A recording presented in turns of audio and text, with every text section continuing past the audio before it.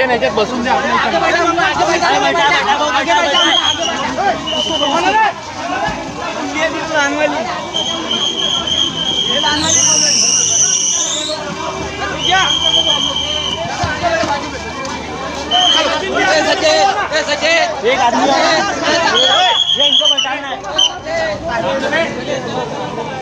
कोराडी में main gate का काम चालू था, गिर गया.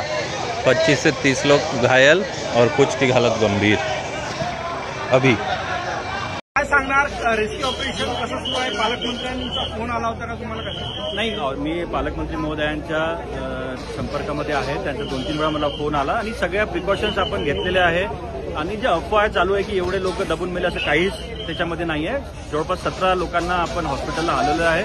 ते मायनर इंजुरी त्यांना झालेली आहे. काही लोकांना नंदिनी हॉस्पिटलमध्ये ऍडमिट केलं आहे, काही लोकांना मॅक्समध्ये आपण शिफ्ट केलेलं आहे. आणि आपण बघत असाल मागे एनडीआरएफची टीम, पोलीस प्रशासन, महसूल प्रशासन सगळं ते जे प्रोटोकॉल आहे एका डिझास्टर झाल्यावर कसं प्रोटोकॉल असेल त्या हिशोबाने आपण ते मलबा काढण्याचं काम आपण करत आहोत. सध्या कसलीही पॅनिक